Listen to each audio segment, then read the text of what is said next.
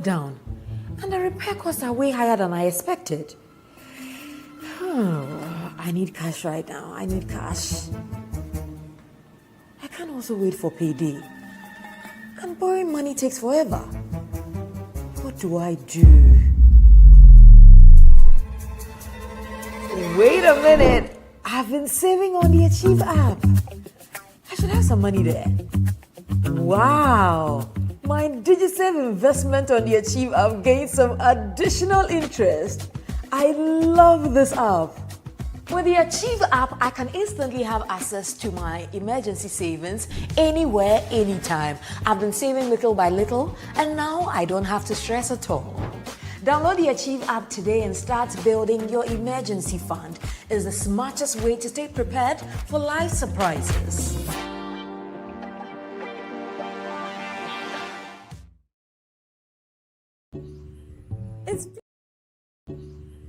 It's beautiful, but how do we make it work?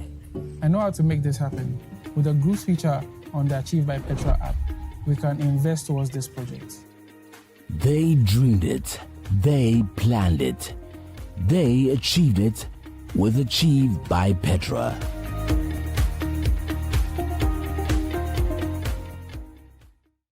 Hi, my fellow investors. Let's make investments exciting this year. In fact, let's make it a challenge. Let's see if you can save and invest up to 100K by December. Open up the Achieve by Petra app, look for 100K with Richie, and join me as we try and invest up to 100K by December, because we are all building wealth and we are building it together.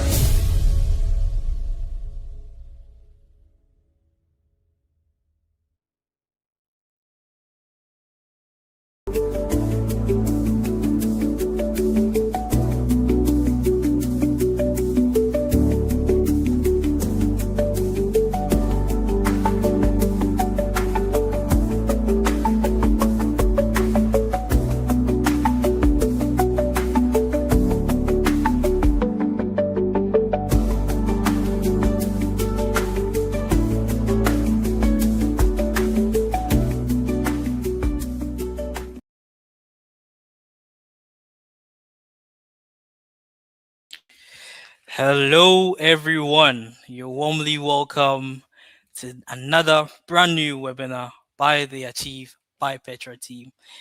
Before we start, what we usually do. Let's find out where we are joining in from or tuning in from. So, if your name is Kofi, tell us where you're from. So, Kofi from Kumasi or Kwame from Georgia. Let's see where our listeners are joining in from. Okay. Y'all from Spintex. Okay. Let's keep them coming. You're warmly welcome to this webinar. We're going to be talking about global tech. Some of you probably this is your first time hearing about this investment products on the Achieve by Petra app. At the end of this session, you're going to learn so much more, and you'll be able to make a confident decision in your financial journey. Okay, Solo from Burma Camp, Harriet from UCC, Winifred from Amasaman, okay, Kofi from Asinman. So, okay, when I'm from Volta region. Wow. Thank you guys so much for joining. And yes, I'm not doing this alone. We have our portfolio manager from Blackstar Group, who is going to be giving us more insight into the global tech product. Let me just say this, right? Most of us use WhatsApp, most of us use Instagram. You're probably on an iPhone right now, or even if you use an Android, right? The chips inside the Android phones and the iPhones are made by TSM, right? And for those who use WhatsApp or Instagram, you know about Meta. Meta is a parent company. So you use this on a daily basis. Why not own a piece of it? And that's what global tech is about. It's about exposing you to the market, the global tech market. And Emmanuel is here to, tell us more about it and help us understand how the global tech investment works. So that is why we're here today. And without much ado, I'm gonna be bringing Emmanuel onto the stage as well to introduce himself. Emmanuel, oh, you're muted. Sorry, Okay. hi, Joel, and Hi, hi, hi, hi, hi. good afternoon to your audience, and thanks for having me on the call today. Amazing, amazing. We're here to talk about an amazing product, one of my favorite Yeah, products on the Achieve by Petra app, the Global Tech Investment. And I'm sure we have a lot of people in the comments who are excited, who are tuning in from YouTube, Facebook, and X, who are really excited to get to know more about Global Tech and, make their first initial deposit or even continue making top ups on this particular fund. But first of all, let's tell them a little bit about yourself. Who is Mr. Emmanuel Lishen? Okay. So my name is Emmanuel Shan, as you all know. I'm a portfolio manager here at Blackstar. I joined the company in 2020, and I've risen through the ranks from financial analyst to portfolio manager. I've been working on enhanced equity beta, which is global tech, for about 3 years now, managing across. I manage pension funds and mutual funds alike. DigiSave, which has the underlying mutual fund as plus income fund, is also one of the mutual funds I manage. And Blackstar is an asset management firm. We also have a brokerage doing Blackstar Brokerage that handles securities trading, buying treasury bills, buying equities, and all that. Blackstar advisors also managing pension funds, managing mutual funds. We also have an advisory desk that is for your capital raise, your everything that has to do with advisory, investment advisory, and we are there to help you. So across the group is quite diversified. Our CEO is Eric Apia, and we have subgroups also. We work together to make investment very simple for individuals, and we are always happy to partner with Achieve on these things.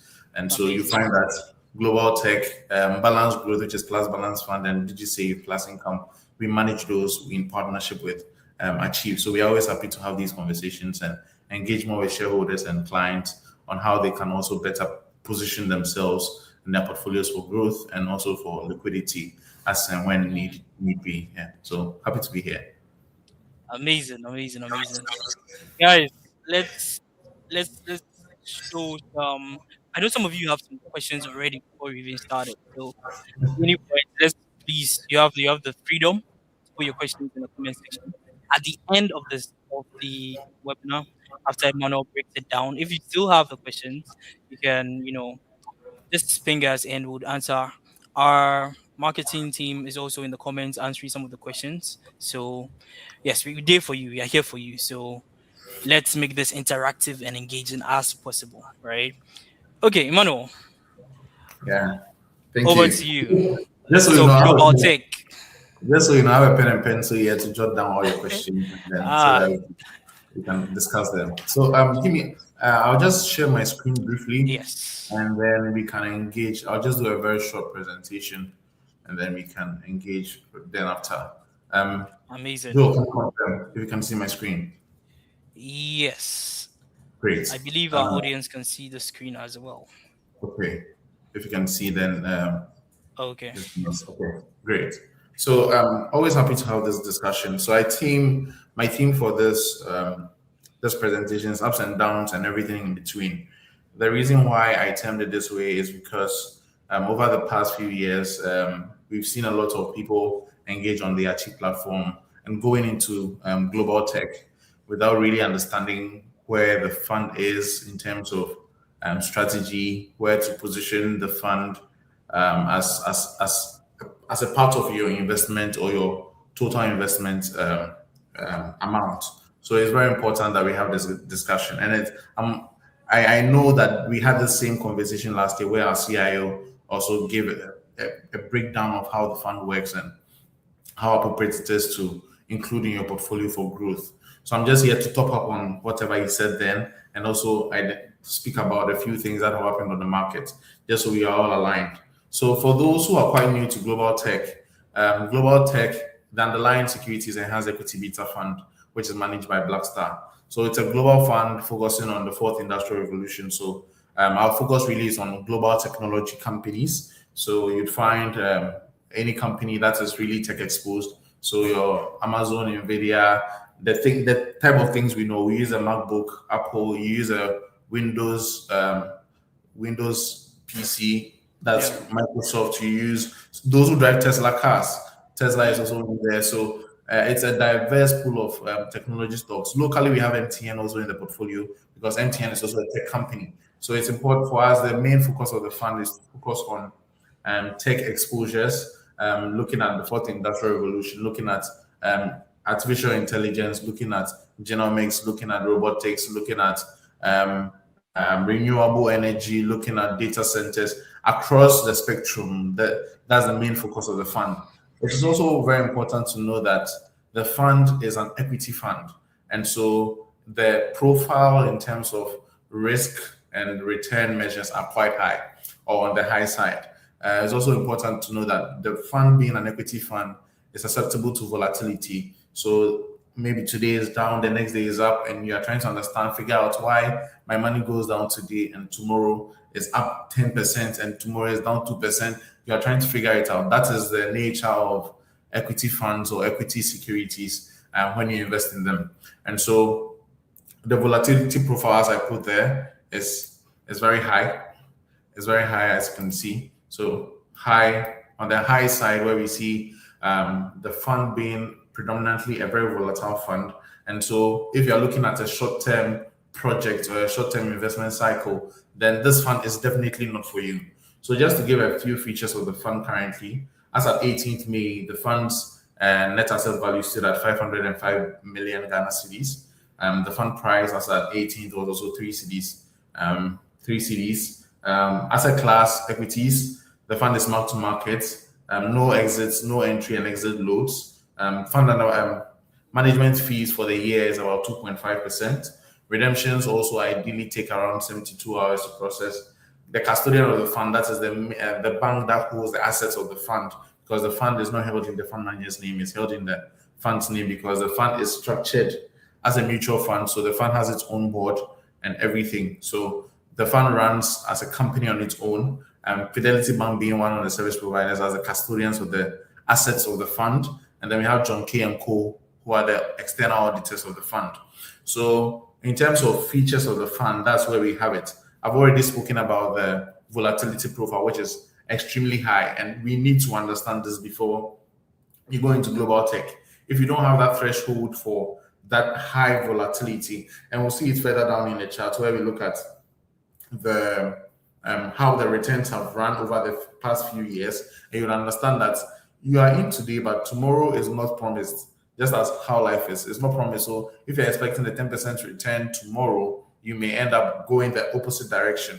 So it's important to understand these things. So what does EEBF or Global Tech offer? It offers you global diversification, offers you currency diversification. Currency diversification because the fund invests in outside of Ghana and predominantly outside of Ghana. And so a lot of the assets are USD denominated. And we have a few Hong Kong exposures as well, or Chinese exposures as well. So currency diversification is at the core of the portfolio. Then long-term growth alignment, again, back to the fact that if you're looking at this for a short term, then you're really in the wrong investment. It is a long-term growth aligned portfolio. And so if you are also looking for a long-term growth aligned portfolio, then this is good for you. But if you're looking short, this is definitely not the fund for you. What's the fund ideal for? So one is ideal for retirement planning. Again, back to the long-term growth alignment that we spoke about.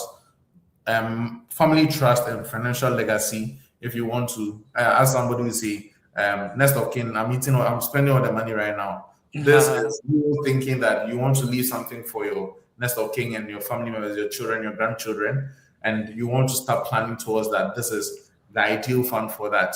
Then buying a second home, not a first home, because maybe your first home you want to get it in the next 1 year, and this may not work for you. So it's important to align with these things before you decide whether or not you want to go into global tech. If these are not the main things you are focusing on, then you may have to relook at how you are looking at global tech. If you came in for quick return, then you may have to relook at why you are in global tech. So just as a way to give us a few things about global tech and where global tech is positioned as a fund against other funds on the market. This is where we are. Now, to look at the various compositions, I mentioned earlier that the fund is predominantly a tech fund. And so you can see that a lot of the exposures are focused on international assets. So information technology exposure, about 49%, and global communication services, also about 17%. And then we have financials and some other sectors also featuring in here. In terms of top holdings, Joe did mention that the chips and all that are manufactured by TSMC. This is the company TSMC. They hold about 80% of the market share in the chip manufacturing sector. So if you talk about NVIDIA designing AI chips, they design and then TSMC manufactures. And so TSMC is one of the top holdings of the fund, if not the current top holding of the fund. They have Palantir, also an AI software platform, usually in the defense space. We have NVIDIA, which we all know. We know Meta, we know Google, we know Alibaba, we know Amazon, we know Tesla, we know most of the companies on there. And so it's important that you understand that with these compositions, what it's offering you really is exposure outside of Ghana, so that you can have a way to diversify your portfolio across. A lot of us talk about diversification, but we think that, okay, let me invest with this fund manager and now invest with another fund manager. But what you find is that probably the first fund manager is also invested in Government of Ghana securities. The second fund manager is also invested in Government of Ghana securities. The third fund manager is also invested in the same type of assets. So what Global Tech offers you is something outside of the jurisdiction of Ghana. So you look at, we have the biggest chunk is in US, but we also have Ghana exposure. We have some Chinese exposure, some Taiwan exposure, some Europe exposure as well.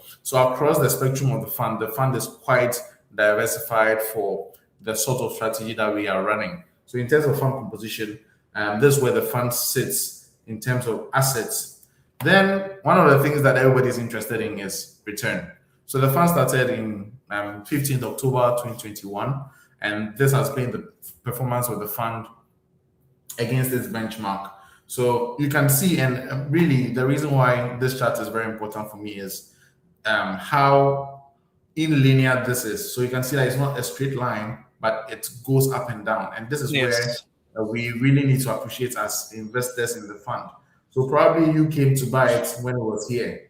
And then when it went down to maybe here, you decided that, hey, then you decide to pull out your money. But really, the fund was probably going to go up. And so we can see that going up as well. It's important to understand, again, how long-term this portfolio is. So the portfolio has been running for the past almost 5 years now, and you've seen that growth show here. Yeah. These are also interesting times that we'll also discuss further down in the presentation. These are interesting times. These are interesting times. So it's very important to note that the fund, if you are looking at Global Tech as against DigiSafe, then you are very wrong, because DigiSafe is meant for liquidity, getting something above what your bank or your Momo account will be paying in terms of interest. Global Tech is growth and aggressive growth for that matter. So it's important to understand that if you are bringing that same idea, or you are translating that same idea from DigiSafe to this, you may be very, very mistaken. This is also to give you a picture of how volatile the fund is. So we see up and downs, and this over a 5-year period. You look back a bit and you want to understand why the fund chose this sort of strategy. Again, we realize that over the last 20 years, where growth has really come from is from tech or technology, and technology mainly in the US. And we see companies grow to trillion-dollar companies, Apple being the first. Then we saw NVIDIA from the ChatGPT 2023 ChatGPT boom, and NVIDIA also hitting the almost 6 trillion now. We've seen other companies like Google, Meta also fly around the trillion levels. So that's where we've seen growth, and so we thought that Ghanaians need to participate in that growth. We are here. We use MacBooks, we use Apple phones, we use, in fact, every device we use is from the US, and if not from the US, China. But we have not taken ownership of some of these companies that we are buying from. What you need to understand is that as you buy from them, it is revenue as an investor, it's revenue that's also coming to you. So it's important to understand some of these dynamics when you are making investment decisions. Then also to give you a picture of in terms of year on year, how the fund has also done against this benchmark. So, as I mentioned, October 2021, the fund returned 9.27, 2022 around 13%, 2023, where currency depreciated a lot, we also saw about 68%. 2024 was also a good year, 46%.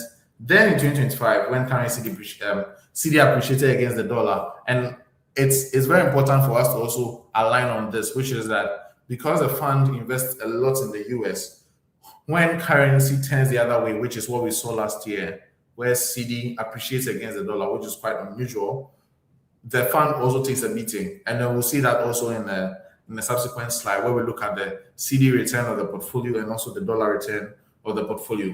So last year, the fund did about negative 16.05%. If you look at it in dollar terms, the fund was actually up by 18%. So it means that the dollar assets were still very good assets and return positive numbers. But because of the currency depreciation on the dollar side, we see that eating up into the return of the fund. And that's how come we see a negative 16.05% return. Then year to date, the fund has done 17.61%. This is at 18th May. Also, for you to understand, this year currency has not depreciated so much. I think it's done about 8% so far. It is also worth noting that in May, when we're closing off in May, the fund was negative 7% because the underlying dollar assets had dropped in value following the events around the Iran-US tensions and all. A lot of the securities saw a sell-off, and so market tanked. And that has effects on the fund as well, because that's where the fund is also invested. And so we saw at the end of March, the fund being down, and then market started to recover again. And we've seen the fund doing about 17.6%. So in terms of market, the fund update, this is what I wanted to show all of us. And I hope that at this point, we are all aligned in terms of the strategy of the fund. We understand that the fund is not a short-term fund. The fund is not one that you chase quick returns with, because you may end up getting burnt. We find some people in a situation where they have to pay rent in the next 3 months, and they say, okay, let me go and put my money in global tech for 2 months. And then that 2 months is when Trump will also say something. And then the market and then you are hot. You can't find your rent money. It's important to know and understand that these are not funds for 2 months placement or 2 months investment. Unless, of course, you're a chacha person or you're a betting person, and I wouldn't even advise that you always align your investment vehicle with the goal that you're trying to achieve. If not, then don't invest at all. Rather keep your money in cash. If you fail to plan that beginning portion of it, which is aligning your strategy or the investment vehicle with the goal that you're trying to achieve, then you are planning to fail at the very onset of it. So this is what I hope that we have understood on the call, and that we approach global tech investment as should be, which is long term, and also appreciate the volatility that comes with the fund, so that you don't end up calling Achieve Client Services every time you have an issue. Every time the fund goes down, you decide to call. I don't think that will not be an ideal scenario. So for just also to give you some market updates, as I mentioned, the fund is predominantly invested in the US. And so to give a quick update on some of the things that have transpired this year. This year, the biggest news has been the US conflicts. We saw oil rush back to 141 levels. Currency was quite stable, but we still saw fuel prices go up. Those who buy fuel go up to now 14.6. So because of the conflict, oil prices have also shot up. Brent crude went up at about $141 per barrel, up from 70 levels, which is quite higher than in 2022 when the Russian-Ukraine conflict started. The other biggest news is also the US fight with Iran, blockage of Hormuz, Strait of Hormuz. We saw some tariff conversation earlier this year in January, where Trump said that he was going to set up a 25% tariff on Mexico, on Canada, and some other companies. The reason why I'm bringing these things up is because some of these conversations have direct influences on the fund, and they have direct influences on how the fund also performs. Because we'll look at it here. So market volatility and investor sentiment. So in this chart is quite sophisticated, but let me break it down for you. So the gray line, as this particular one, this gray line is a measure of fear of the market. So when people think that the market is going to be, they fear that the tensions in the world are quite elevated now, then that particular index goes up. So I've highlighted a few instances. So the Russian-Ukraine war, we saw elevated levels here, we saw elevated levels here, we saw elevated levels here, we saw elevated levels here. So these were periods where there was a lot of fear on the market. Then the tariff conversation last year, we also saw fear also reach one of the highest peaks after COVID. The COVID scenario is not here, but one of the highest peaks after COVID. Then we saw another one here where markets also went up. The fear of the market also went up. Maybe you're also wondering, one of the beautiful things you can see here is that, and the green line is for NASDAQ 100, which is a technology ETF, tracks how technology companies in the US are also doing. Then you have the S&P also tracking how the total market in the US is also doing. So NASDAQ is focused on technology, which is similar to EBF. And then S&P is also focused on broad market exposure, which is broad US markets, not just technology. So you realize that when this period happens here, what happens? So when fear goes up, you can see that there's also the markets, which is S&P, stocks on the market also dumping or they go down. This is the first instance I'll mention. The second instance here, Russian-Ukraine war. Also, you can see that the fear index went up and market also went down. We come here again. This instance, fear went up, market went down, albeit very small. Then another instance here, fear went up, market went down. Another instance here, fear went up, market went down. Another instance here, when the tariff announcement February last year happened, fear went up because people fear that companies are not going to make a lot of profits. And so the indices also went down. We can see that show here. Then this year, when the US-Iran war also started, we saw here, fear went up, markets went down, markets went down.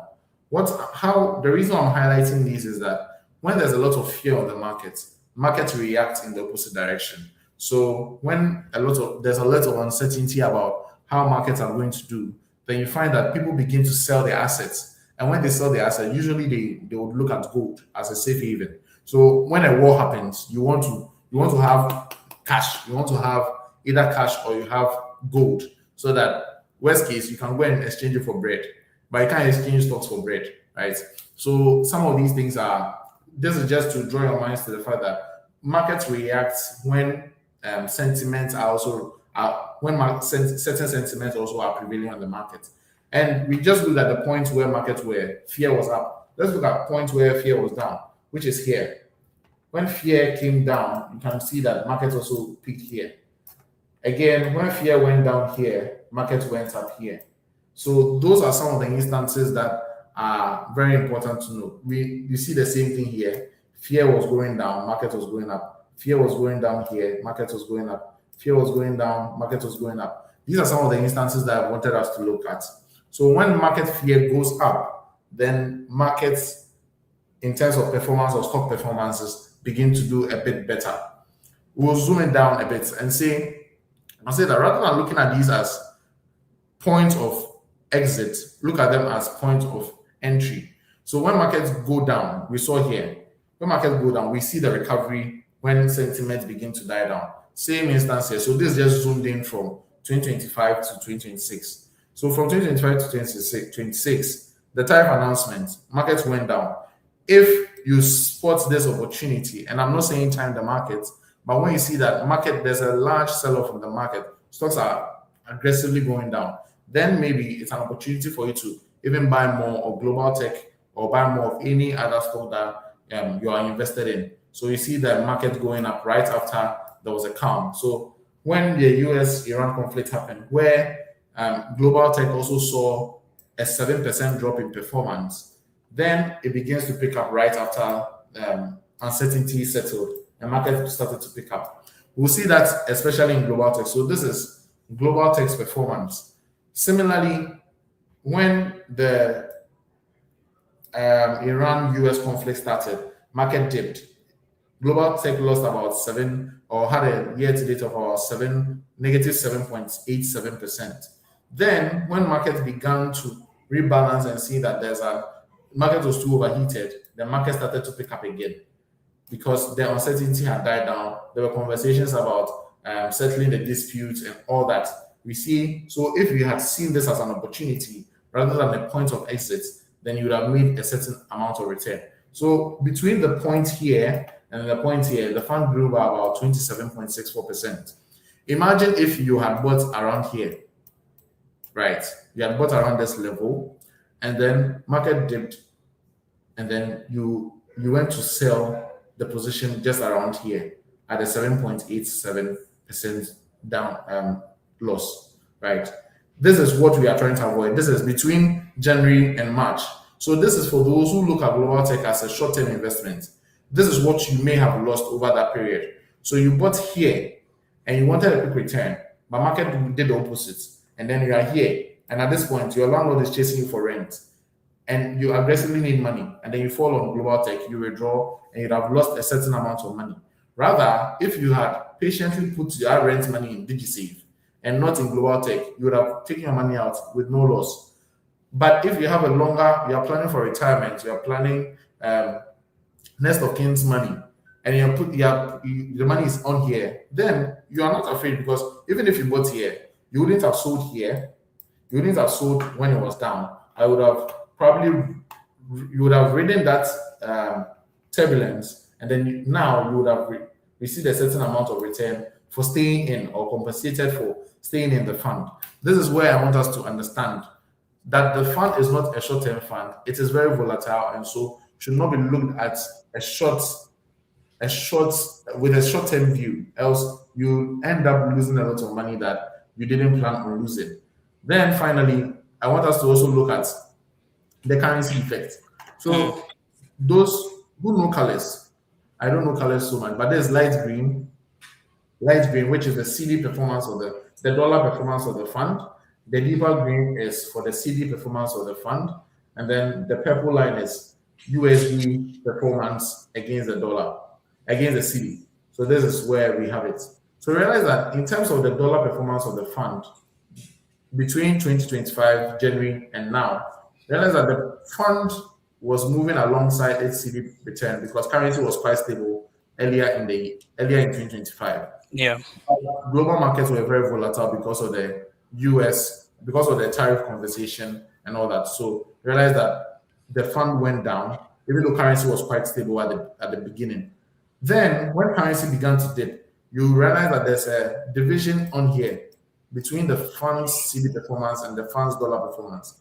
The underlying assets were doing well, but because of currency, the fund was going down. And we see that on here, very steep. Because CD was doing better against the dollar. And let's be mindful, CD moved from 15 CDs per dollar to 10 CD per dollar. That's a whole 5 CD move. So the fund also, because they invest in USD assets, took a big beating in terms of CD. Even though the dollar assets were doing quite well and they were going up, the CD performance was rather going down because of currency. So one of the things that you also have to pay key attention to is that currency exposure. And so usually, maybe the fund is going down not because of the assets, but because of currency. So what you need to understand is, do I want to have that currency exposure? And it's also important to answer that question, because if you zoom out a bit in the last 20 years, and in fact, let's take it back a bit. In 2007, we saw the redenomination, 1 CD to $1, and now we have 1 CD to $1. You can do the calculation yourself. So over that period, currency has depreciated. And one of the key things is that for us as Ghanaians, a lot of the things we buy are USD denominated. So why not have a certain amount of your portfolio that will hedge you against currency depreciation? Hence why global tech is very important in your portfolio or in your universe of securities, so that you have a certain portion of your assets that are actively hedging against that currency depreciation. So this chart was just to draw your minds to the fact that the volatility of the fund doesn't just come from the assets, but also comes from currency. And so in planning whether to invest in the fund or not, you have to make those two considerations. Whether the assets, you are able to take the asset volatility, and also you're able to take the currency volatility that comes with it. These are two important questions that you need to answer before you go into global tech or any other investment that is USD bias. Now, just to highlight why we are still bullish on global tech, Yeah. why we're still bullish, why we think that global tech is going to do well. One of the key reasons why you invest in a company is because you understand that the revenues of the company are going to go up. The company is going to make a certain level of profits, and the company is making profits. Then it means that the company is going to grow into the foreseeable future, right? And there's a lot of skepticism about whether the companies are doing well. They are spending a lot on AI, but are their revenue numbers still going up? Are they making enough to compensate for the spending that they are spending?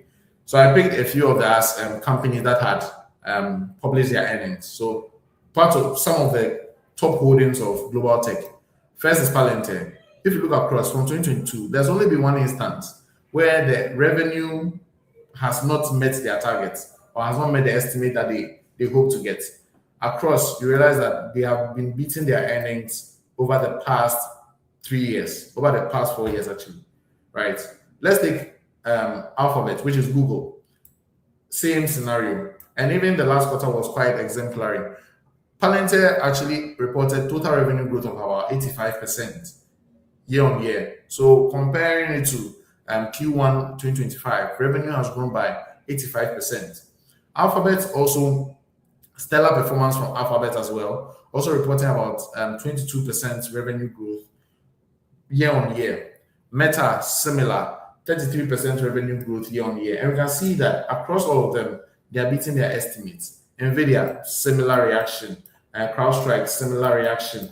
Apple, similar reaction. And one of the interesting things, a lot of analysts thought that Apple was actually not going to beat, but they made a lot of sales of the iPhone 17s and 17 Pro Maxes, and that has brought them a lot of revenue.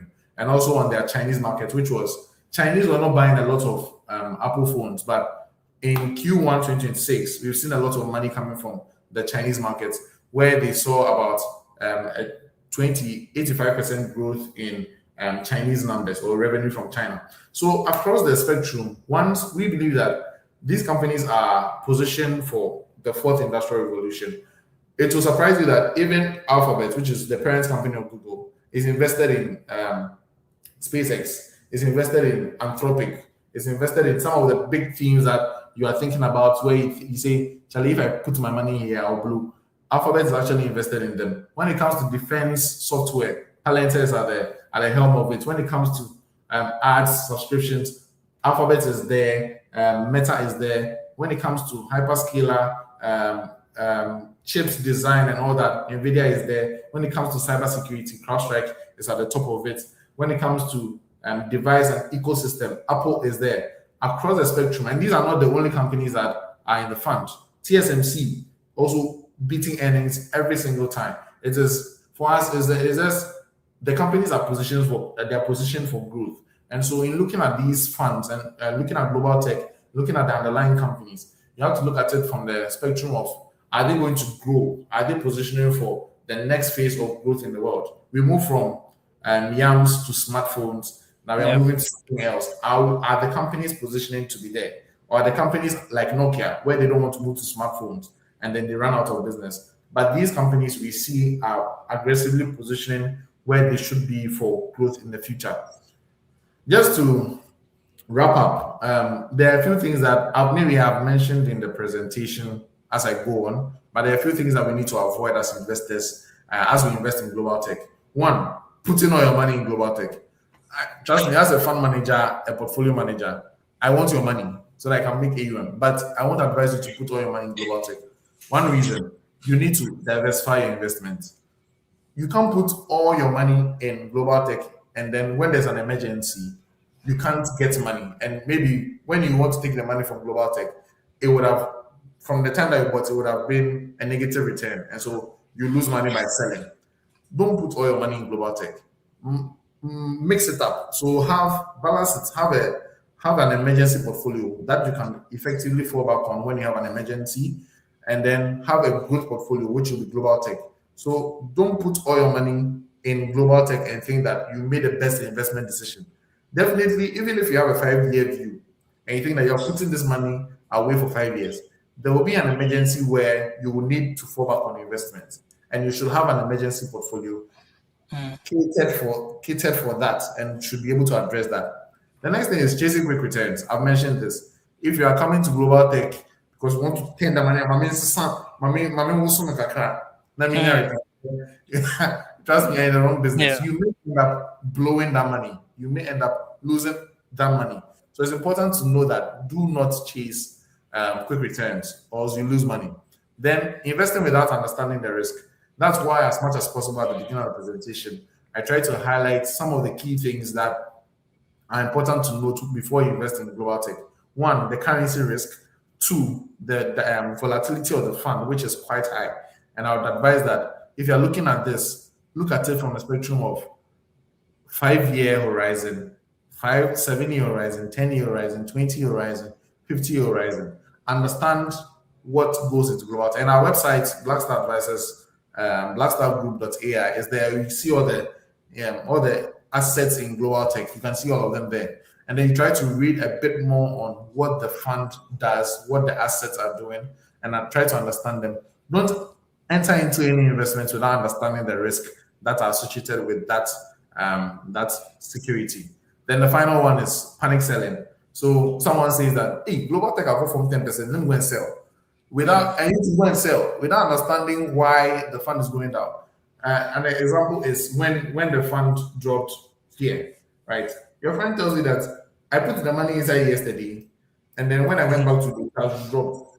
Yeah. I'm going to sell it. But you see, you don't understand why the fund has gone down that way. So it's important to always try to read, as I've mentioned that, sorry, I mentioned that the fund, once again, I mentioned that the fund invests in the US market. And so it's important to note that when you find that the fund is also going down, take initiative. Try to understand why the fund is actually going down. Try to understand where the fund has been and why you need to keep on staying in the fund, rather than listening to hearsays and then just moving with what people say. That is one advice that I'll give as we look at global tech and looking at investments in general. This is just not for global tech, but as investors, it's important for us to note these things so that we don't end up losing money or getting bent by any investment. If a lot of people try to understand what Men's Good was doing, I don't think that would have been where we were when it happened, right? So just try to understand whatever investment you're going into. Do not panic sell. Try to understand whether the position that you are holding makes sense for the type of goal that you are investing for. And trust me, it will work. It will work for your good. Thank you very much. Joe, back to you. Okay. Thank you so much, Emmanuel, for that presentation. I was also taking some notes as well. And I think I'll take some comments, but I also have some comments myself, right? So you spoke about the chart where you can see sentiment causing some of the assets within the portfolio to go down, right? Yeah. Would you say, because someone asked this, is it necessary to always buy the dip when the fear index rises? Is that a strategy that you think the investors should look at, especially when they're with global tech? Yeah, that's a Specifically very global tech, yes. Yeah, this is a beautiful question. One of the things that a lot of people have failed to do, and we don't even advise, is timing the market.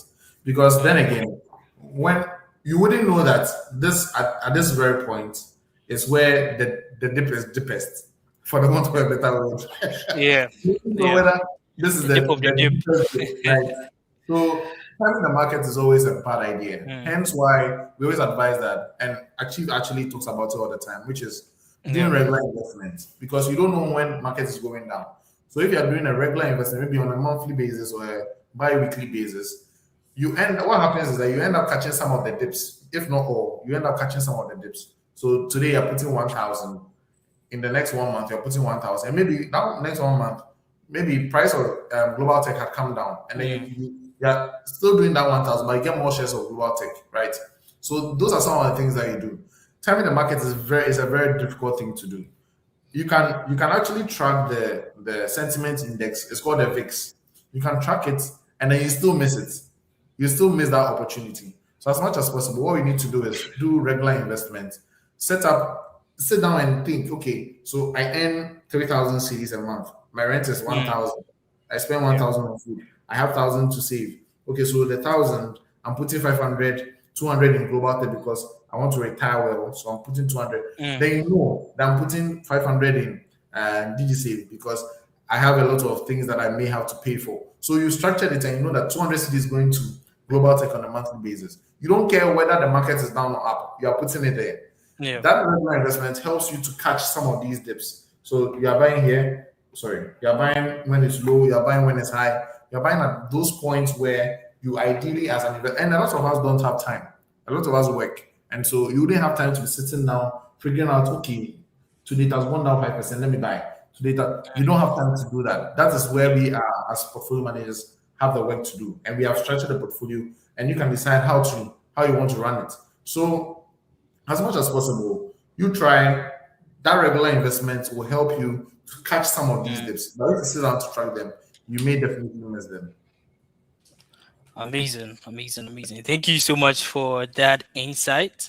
So what I'm taking away from this is that do not change your investment strategy or your goals, right? Because of the dips, right? You should have a strategy in place so you know what you are investing towards.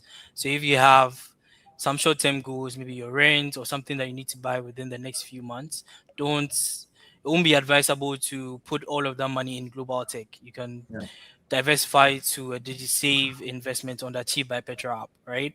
But if it's a long-term investment, also do not crystallize your losses or do not make a panic withdrawal because you've seen a dip. We've seen from the charts that in the long term it rises, right? And Meta is still, in the business, and Apple is still making iPhones, right? You mentioned something, you highlighted something about the iPhone 17, causing some increase in the stock price. And I think, Emmanuel, I want you to highlight this for me, right? A lot of people for some people, it's their first time hearing about stocks or the global tech investment, right, on the Achieve by Petra app. What would you say to them that it's important that instead of them being their own fund manager and picking the particular stocks themselves, why should they invest in global tech on the Achieve by Petra app, right? What in the strategy makes it relevant for them to make that particular deposit or top up on the Achieve by Petra app? Okay, thank you very much, Joel. This is an important question, which is one of the things in coming up with the idea for global tech. One of the key considerations was, okay, if us as Ghanaians we are here, we enjoy some of these products, we buy some of these products, Apple phones, whatever. We use Google search. In fact, we use YouTube. Now there's only YouTube Premium. Whatever, we use all the products outside, but we haven't had the opportunity to have a piece of those investments. So you have an MTN SIM card, you're able to buy MTN, right? But you are here, you use an Apple iPhone, but you're not able to buy an Apple stock. And this was in 2021 or even before that, it became important that for us, we try to create a product that sort of address that problem. So we came up with the Enhanced Equity Beta Fund or Global Tech to address that gap in the market. The reason why you should actually trust us as fund managers and trust Achieve as marketers to put your money there is that, one, you pay us to do the work, which is to figure out which companies make sense, which companies are taking advantage of the fourth industrial revolution. Yeah. You pay us to not invest in companies that are Nokia, essentially. So you pay us to find companies that make sense and are more forward looking, have seen the future and are positioning for the future. We will not have the time to spend to figure out some of these companies. And trust me, there are people who actually can and they do. But if you as an individual have not figured out how to do this and you want to trust someone to do it for you, then definitely invest in global tech because the fund is positioned as a future fund, not a now fund. Future fund in the sense that the assets that we add to the portfolio are ones that we think are going to remain at the top of their game in the next 20, 30, 40, 50 years. Hopefully we are alive by then. But those are some of the things that we as fund managers, we are thinking about aggressively to figure out how to essentially make you money. But also important for us is that make you understand that given that this is a long-term portfolio, Yeah. you should also understand that it's not every money that you save for the long term. Sikakba one DB. But you also need to understand that a goal should match the investment. Mm. That is the first point. That goal that you have should match the investment. If it's rent in 1 year and you invest in global tech, then there's a mismatch. That's the first question that as investors we need to understand. Is my investment matching my goal? If not, then I have to get out. I have to get out of that and realign. It is important for us. So for us, you have given us a job to position the fund as a future fund, and that's what we aggressively do. Leave that to us. All you have to do is to make sure that your goal and your investment matches. Long-term goal, enhance the equity beta fund or global tech. Short-term goal, look for a very short-term asset. DigiSave, put your money there. And that's where we need you to be as investors so that we don't have a sort of mismatch where you are coming in today, you're going out tomorrow. We don't want you to lose money. Hence why we try to make sure that you are properly invested and your investment matches your assets or matches your goal or whatever you're trying to achieve. Yeah. Amazing. So let's take some comments from YouTube. Okay. So this is from James Abwaje. He's saying that Elon Musk and his team discussed the biggest AI IPO of the year. What's your take on this? And is Petra, Team by Petra, likely to invest in this tech AI IPO? Kindly advise. Thanks. Okay, Mano, what's your take on this? Yeah. SpaceX IPO is one of the biggest, probably going to be the biggest IPO in Nasdaq's history or in the world's history. To be practical, we have not looked at the numbers yet.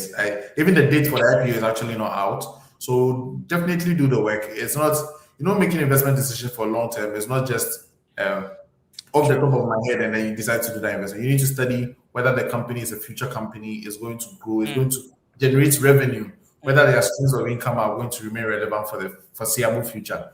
So we don't just get up and decide to do it. So we have to do some work, figure out whether it's going to be a good company to invest in and whether we can actually partake in it. So definitely if we after we do the work and we figure out that this is a good company to invest in, definitely we are going to.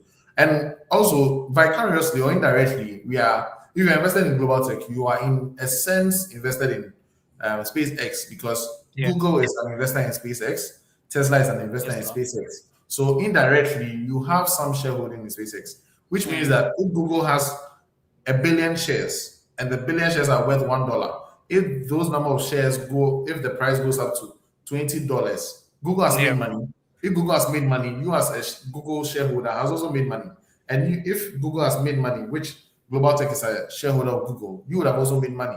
So that's how it works. So it's maybe you're not going in directly, but you would have that indirect exposure through Global Tech and as an investor in Global Tech here. Okay, amazing. So James, the fund managers will do their best. If there's an opportunity lying there, they'll definitely consider it in the future.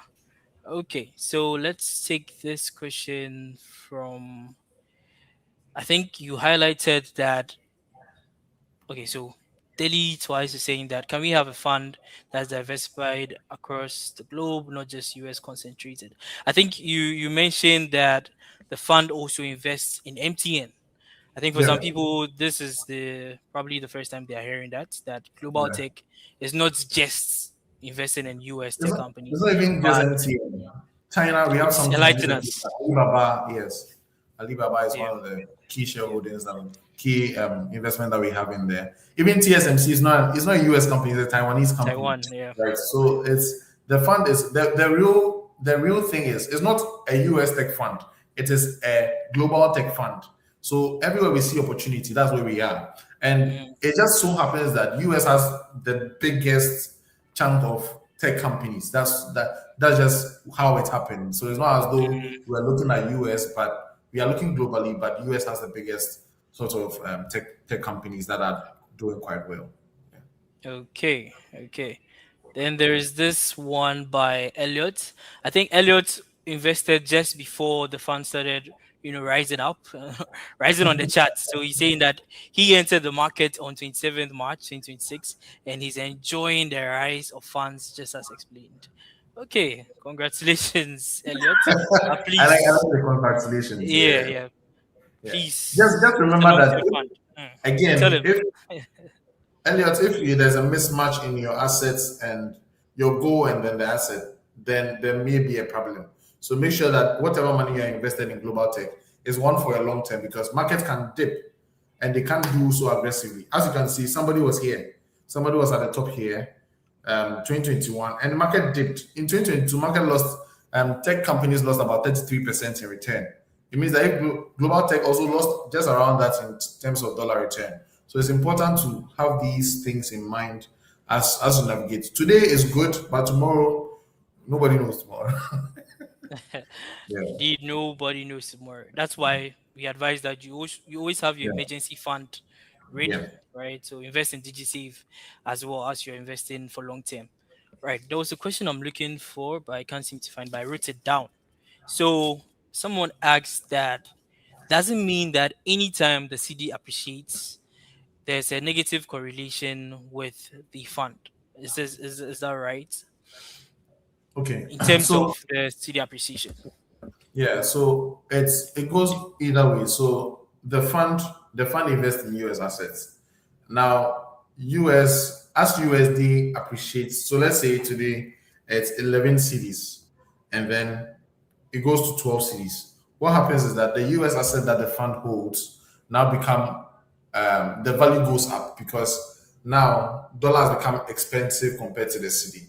So that's how it goes. Now, when the reverse is also true, where now it moves from 11 cities to 10 cities, it means that USD has also reduced in value.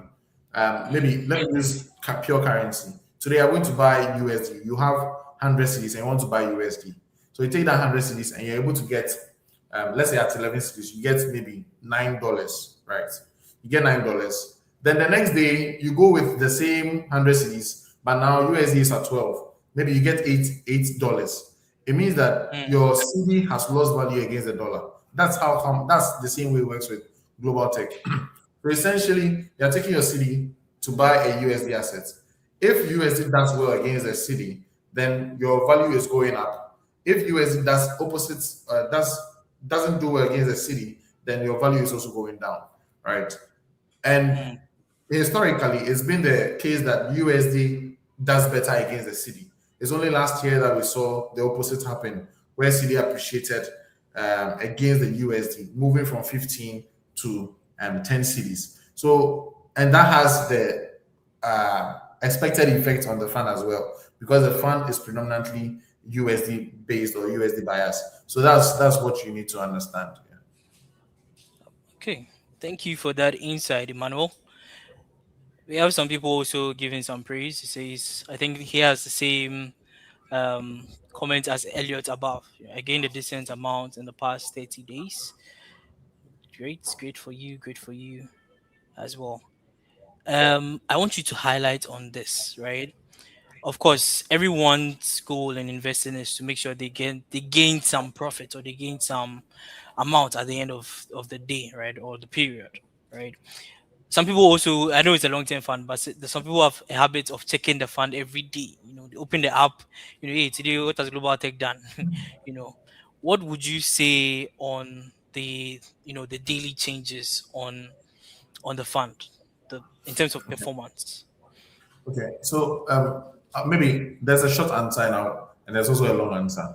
Okay. The short answer is that the biggest you can see a 4% change in a day. That's one of the biggest that we've seen.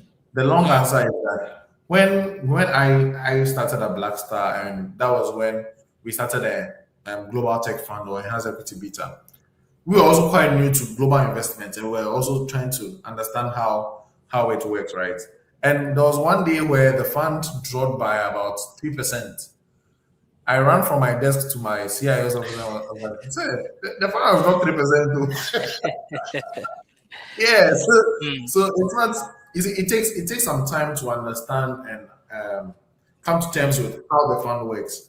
But once you know that you've aligned, if you are investing for retirement, why are you afraid of the value now when you know that the value can become 10 times more in the next 20 years, right? Hmm. So those are some of the things that helped us also to build some confidence in terms of positioning Hmm. our or putting our money in global tech, because then we have understood how to align our goal with the investment such Hmm. that we don't have to worry, because if it's not my rent money and Yeah. it goes down to by half, I know that in that 20 years I may have recovered that amount of money, right? And even made some more.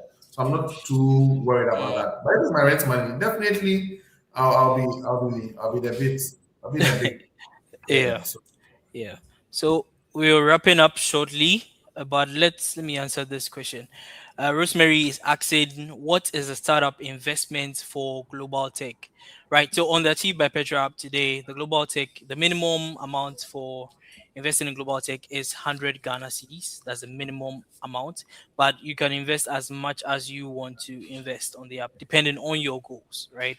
So yeah, that's how much you need to start. Just 100 Ghana cedis. It's less than, even pizza is more expensive than that, right?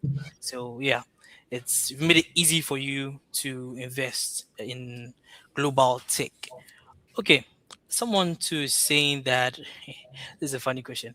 What about NASA? Do we also invest in their tech? People are having different ideas. yeah, yeah. Um, Yeah. if one what we do is, per regulation, you're supposed to invest in companies that are listed on recognized exchanges. Yeah. Once the company is registered on a recognized exchange and fits for the portfolio, and we track and we think the company makes sense, then definitely. I don't think NASA is a listed company. I don't know. Yeah. I'll check that, but I don't Yeah. think it's a listed company. Yeah, The person is getting different ideas. yeah, different Interesting. idea. Interesting. Okay, so let's end with this question from Cornelius Asidu. He's saying, so does the global tech the global tech, does it normally drop in terms of inflation?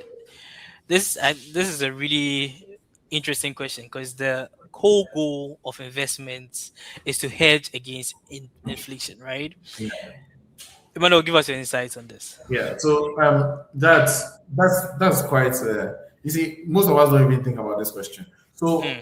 So, as Joel said, the whole goal of investment is to make a certain return above inflation, and you also want to look at it on a long-term basis. Whether at the end of a certain period of investment, your revenue or your return compensates you for that for the inflation over the same period. So global tech is positioned as an equity fund. So equities are potentially going to give you substantial returns over a longer period, more than what fixed income. So fixed income is what we can say should compensate you for inflation. Global tech is supposed to give you a bit more over the long term. So that would be my short answer to this. Okay. Thank you so much, Emmanuel, for your time. Thank you so much for Thank the you. insights. I'm sure our viewers have learned so much and they are now very convinced in investing in global tech. Thank you so much. Thank you so Thank you much for having me. Thank for you. sharing your insights with us. Folks, in the comment section, you'd find a link to Ask Daniel Questions.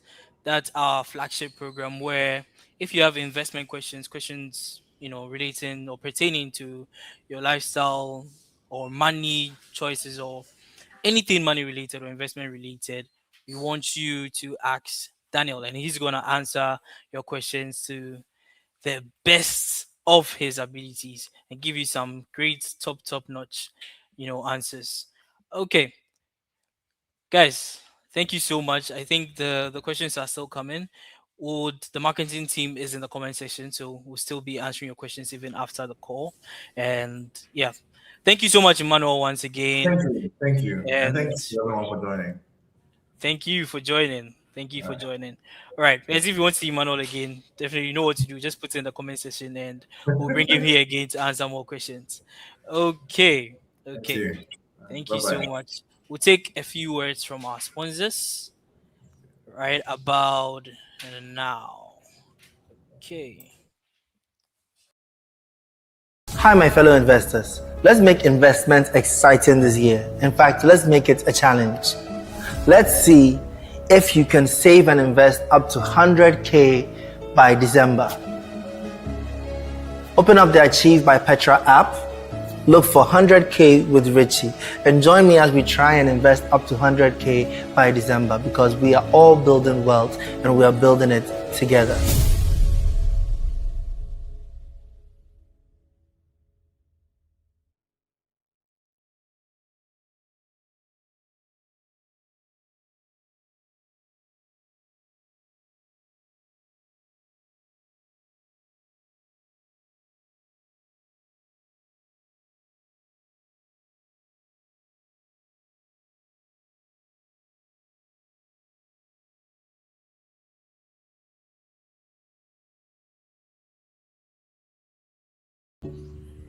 It's beautiful.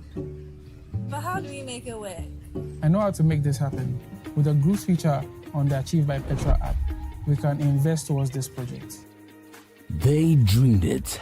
They planned it.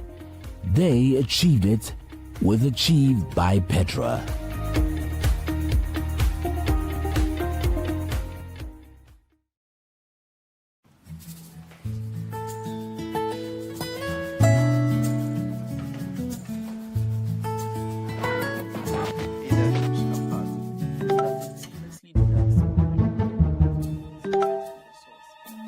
Oh no, my car broke down and the repair costs are way higher than I expected.